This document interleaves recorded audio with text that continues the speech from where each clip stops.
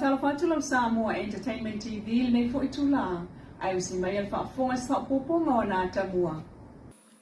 E tawa fia ile sol Palmenia Samoa stasio ana fono whatulungaina o le tausanga wa amatalia. O te ofo lofa ma whaatalofa atu ma lo le langi mama. Samoa i o tūlanga whaalupe puina i lau whaafonga tapo i mai. I la fua mai o na ao se i ao o i iu. E whapea fo i lau whaingaronga to tofi o le tala lei. E whaatalofa atu lau pare mene i nei tai o fau. E meise o le nei tausanga fau. Le mamalu o le tunu o lo tapo i mai so se tafa lau langi ma tau whaatalofa atu. Manuia le tausanga fau. I ere manatu o leo wasi i le vasa le safo lau al pare mene nei tai au. I anga le lei le li. Tātou sa iri le tua malan wha unga. E manuia aero tātou wal whaiva.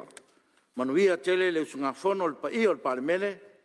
Manuia fo e nofu tapo e mai asi o tātou atunu. Leo wha mao nia mai o le a whaatala no aila na tala o le tupe wha so wha au popo. O le tausanga wha al tupe lo olua tolu lo olua wha. Inisi o tala le fionga le whamsino sili sa tiusi mativa perese na sao noa. Ili sao ninga te talalo i ainga luenga le whamsinonga lo olua wha na nafi. Na ia lo ia ma ave SS na awail wha moe moe. E au fia ai mal wha whiangainga i upu wha la e au. Ai na ia sao noa e lafo ili atua wha moe moe ngol neito sanga na e wha sinoala. Mwa tonuala mailo na nganga pa ia. Na mana ia fo ilan sao noa ngale awa yatu le fionga le sui pale mie wha apea minister kabineta. Ai o le fonga fesalai masui a whaipula le pale mene ili sao ninga. Na ia wha aftai fo i wha msnonga ai o la ufai ngā luenga ili wha moe moe wa tau nuu. Sao noa le wha msino sili. E tele ngā luenga le wha msinonga i fufua mo le nei tau sanga amata mai to e wha awau. O wha msinonga ile neiva yaso e pe o tūlanga masanyai. Na talo sia foi i a tau nuu manuia le fontanga wha msino sili al Pasifika. Le whai mai e sa moa ya Februari. Wha msino sili mai New Zealand, Papua, New Guinea, o Tonga, New Way, Fiji, Solomon Islands, Nauru, Marshall Islands, ma Vanuatu. E tolu aso, o le nā wha moe moe, e so ai le pule i mata upu tāua mo i tātou le Pasifika peo na ia saunoa. O le sila asanga tāua le neito sanga peo na saunoa le wha msino sili. O le toe tofi leo seisi wha msino mo le wha msino nga mawalunga, ma tofi fo ini wha msino to tolu mo le wha msino nga wha leitu malo. Iei fo inisi o wha moe moe le wha msino nga le neito sanga. Iei le manatu toe tofi seisi wha msino mo le wha msino nga mawalunga. Le tofi fo ini wha msino to tolu le wha msino nga wha leitu malo. Na ia saunoa wa amata o na alia li mai le tele o mata o pusoli tu la fono matu ia. E mafua mai wha o ngaino vai la au wha saa. E tau nta pena iai wha msnonga mo tau manga o namta upo o wansa o ngale mua saa mua maona tangata. Na ia wha aftai a fo ile malo le wha saa ino le ava malosi. E maasani o na tau o le rocket po le jet fuel. O le langona le wha msino. Wa pa u le au whai o mata o pusoli tu la fono e mafua mai. I ava malo se a fia e tātou tangata. Mori atu le wha malo. E tusa e me whasa ina o waitau mawha malo rosi ke. E masa ina ta ua o le rocket for jet fuel. O le langona o whamsi. Upa ura o whai o ta upu. E a fia e tātou tangata. E mafua mai i nei ava malosi. Ua whaafonga le nei mauta, me le whaamanga, le na whionga i whaamsinsili. E tōm tauwina ai, le nei aso ma le whaamamoe. Ia o se whaafikai, o wāro tō wāwhio mai, ma tala mai au. Ia wāre sauninga e tala alo iai ngā ruenga le whaamsinonga.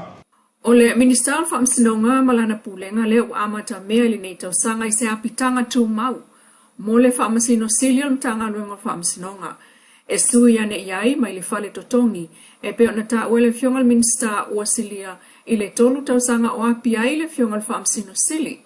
O le maota tu maule ua iei nei o le whale lava lea sa api ai foi, le whaamsino sili tanuai ua tu malo, le ua toe whaale leia masanga whaamautu, o se mea tō tino ale malo i lalo le whaamai ngā aloa ia, e le mtanga aluenga o whaamsinonga. Ua ngava ai, mo le whaamsino sili o iei nei, le fionga sa tiusi mativa perese malfaltua, ia Francine Perese. Elena ale ofisa au tu leo ya pia ma le ofisa leo o lo ngata I fale I matautu o lo sosa ni mai ele malo Australia fa mautum fa totonga mo le tau single file mu al saunga le mu. Ona na file na malanga tua I savai ile pulenga mtanga luenga o leo ya ofiai le komesina mtanga luenga au pa au longo tino Filipo. Ma leo fa utu o ngata I fale Australia mo le to ina atu leo me fa inga luenga fa fa ngofiai la o na nga leo motele sala fai. Me fa ngalo nga ya fiai le afi fa leo mo taimi e pe fa fo se ia le wila pe a mana umia le ngata le afi fa leo ai o te mai va mo ngalwenga o le ngata I fa le isa va e pe unta oeli tu lau fa mtalanga fa la wai tele mtanga leo o le komsina lango ene liko ta eu le na fa afta ia leo mai Australia va engol puipuingol ngata I falne Sean Penporath ma Commander Jared Williams ma le TA Chief Petty Officer Chris Marsh ile lango fa awawu le lato malo mo se Samoa saunga le mu.